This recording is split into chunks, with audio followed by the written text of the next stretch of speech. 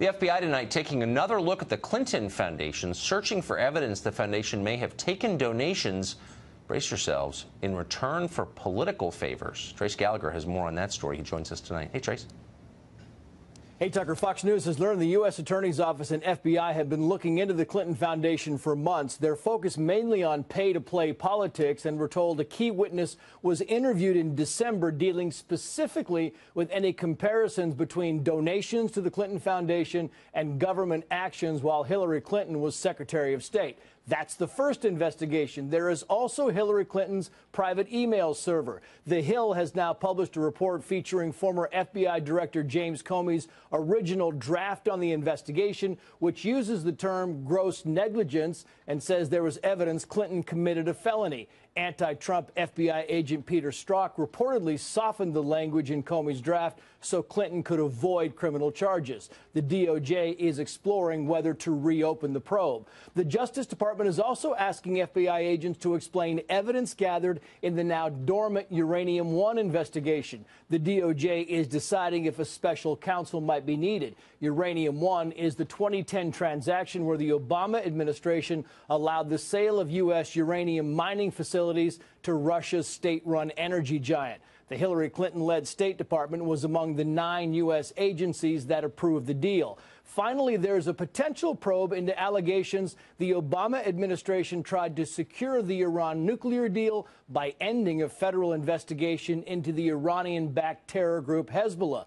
But ending the investigation reportedly led to Hezbollah trafficking hundreds of millions of dollars of cocaine into the U.S. and building up their base of terror. Hillary Clinton was Secretary of State at the time. The Clintons claim these are all efforts by Trump to divert attention from Robert Mueller's special counsel. Tucker. Trace Gallagher. Thanks a lot, Trace. Congressman Matt Gaetz is a Republican who represents the state of Florida. He joins us tonight. Congressman, thanks for coming on. So, I don't know if you can hear me, Congressman, but if you can. I got you, Tucker. Just heard you. Excellent. Thanks. So the Clinton people are saying, look, you know, Hillary Clinton has been a private citizen for a long time. She's been out of politics, in effect, for a year. Why now? What's the significance of these, do you think, for the rest of the country?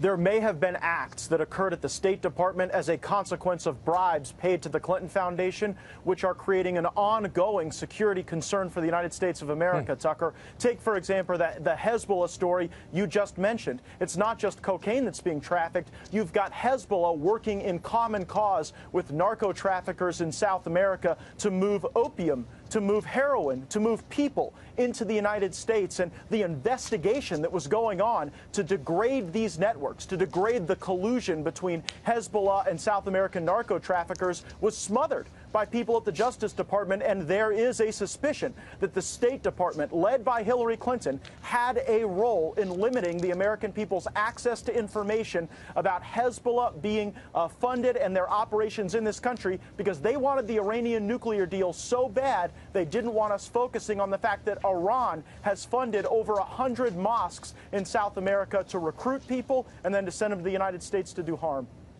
So that's one of the investigations into that, and it does seem, if true, first of all, it's hard to defend, but second, it has obvious national security implications for this country. Tell us about the investigation, to the extent we know much about it, into the Clinton Foundation.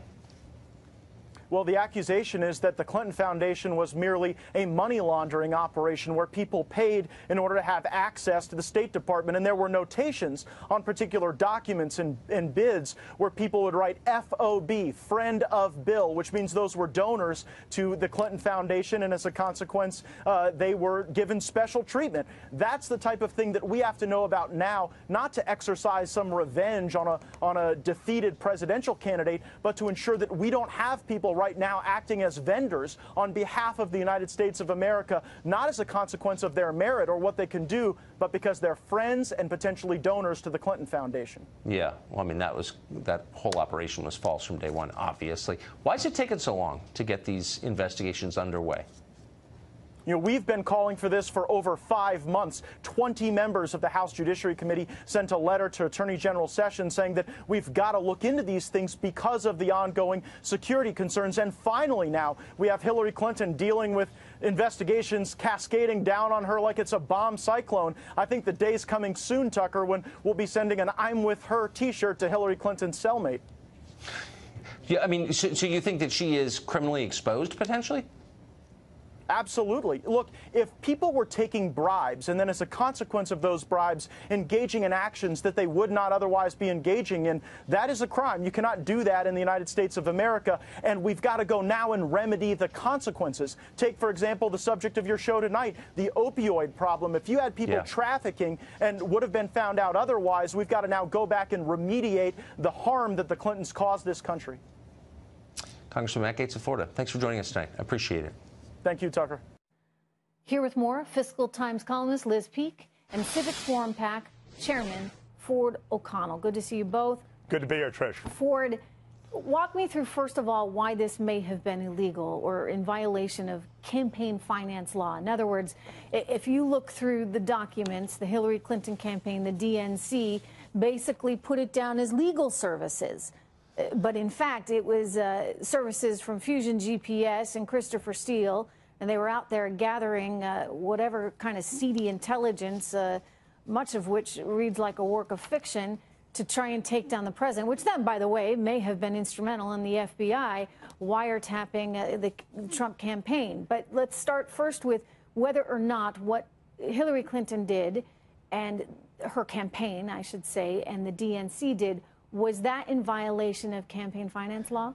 Yes, because basically they were trying to shield themselves from Fusion GPS. They used a law firm as a cutout, and then on their Federal Election Committee report, they basically said they were paying the law firm for legal services, and really the law firm was nothing more than a pass-through to pay Fusion GPS and Christopher Steele, who's the British spy. Let me just say this. We got to stop calling this a Trump-Russian dossier. It is really nothing more than a political hit job on Donald Trump. And frankly, what's incredible here is that Hillary Clinton has been sanctimonious lying about this for more than a year and essentially calling Trump's actions treasonous. And lo and behold, we find out that she was the one, or her campaign was the one actually behind this political hit job. That indeed is the irony of it all, Liz Peek, because we've been talking about Russia collusion and may actually look as though there was indeed some Russian collusion. It just wasn't with the players the Democrats wanted us to think it was with.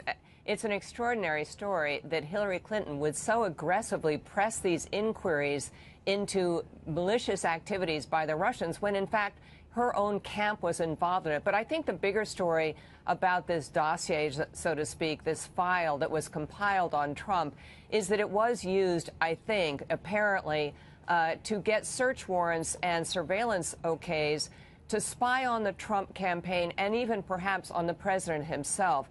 I think we've known for some time that Obama's Justice Department was corrupt, but this really takes it to a new level.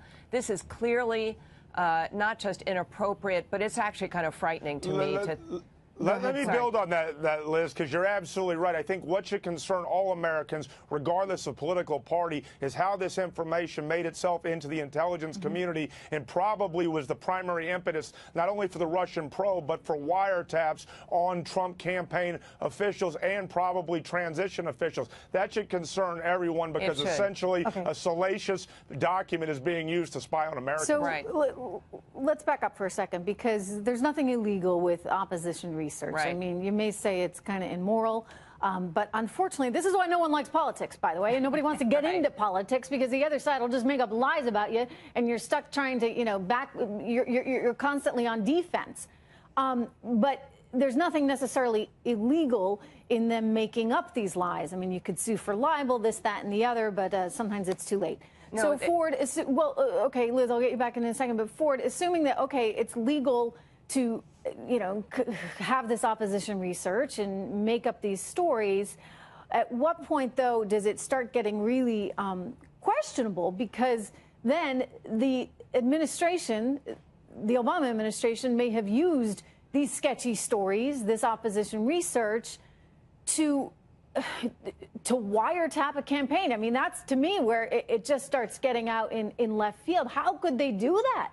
Well, this is one of these things where President Trump essentially calls it modern age Watergate, this and the uranium one together. Here's how they can actually do it. If the FBI uses it as the basis, then essentially it could conceivably be done. But I think what's troubling here is it's unverified. If I were really scared and I were venture to guess how the FBI used this as a wiretap, I would say that Christopher Steele, the British spy, gave it to MI6. MI6 then gave it to U.S. Intel, and therefore you'd need a lower threshold to actually get that FISA warrant. This is really a shell game to actually target In the Trump meantime, campaign officials. there's something else going on as well. I mean, the news just keeps coming, or the hits, we should say, for Hillary Clinton keep on coming, because we're getting more and more information about the Uranium One deal as well, Liz. And we're learning that the informant is going to be able to testify, and we anticipate getting much more information from that informant. But as I've said all along, and given your business background as well,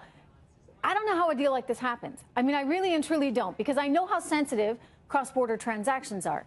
And when you suddenly have a nation that really had not been perceived as very hospitable, Russia, buying such an interest in strategic resources in the United States of America, I don't know how a deal like that possibly, Liz, goes through.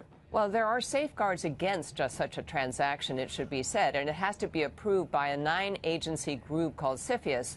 But I would have to assume that the State Department is one of the more important members of that 9-member group. And it does appear that Hillary Clinton greenlighted this transaction even over the objections of security personnel who knew, number one, that Putin had targeted acquisition of uranium reserves for strategic purposes, very important to Russia. So this wasn't just a one-off casual investment. This is something they were really working on. Well, they were investigating it. The FBI at the time was investigating. That's the new news. Why it was that Vladimir Putin was trying to grow his influence in the atomic energy sector. So let me give you some names. Part of that CFIUS committee included, indeed, Hillary Clinton at the State Department, but also Tim Geithner at Treasury, Eric Holder at DOJ, Janet Napolitano at Homeland Security, Robert Gates at Defense, Department of Energy, Stephen Chu. I get it, and the list goes on. But Hillary Clinton, and do we have the sound, guys? We can play the sound. She was asked, actually, by no, we don't have it. Okay, WMUR about this New Hampshire station, and she basically tried to say, look, it didn't get to my desk. And that's what I keep on hearing. Here we go. We got the quote for you. There were 9 government agencies who would have to sign off on that deal. I was not personally involved because that wasn't something the Secretary of State did. Well, now we're either talking about total incompetence, because, by the way, Secretary of State Clinton, you ought to be looking at a deal like that. So it's either total incompetence or there's something else forward at play. Well, it seems to be that there's something else going on here. She's claiming, I'm sticking my head in the sand like an ostrich. But when you start to look around it, besides the FBI investigations that are going on, which, by the way, Robert Mueller was overlooking that investigation, you also have Frank Giustra, who is trying to sell the company the Russians, giving her foundation a large amount of money. And at the same time, Bill Clinton was making a $500,000 speech to Russian bankers at the same time. So when you start looking at this, whether or not she had her head in the sand, she should have known about it, because frankly, it's something smells rotten here, a lot like Denmark. It's one of those things, separation of church and state, right? Hey, honey, maybe you shouldn't take the $500,000 gig in Russia, because it turns out we've just approved the Russians to purchase 20% of uranium here in the U.S. Thank you so much, Liz.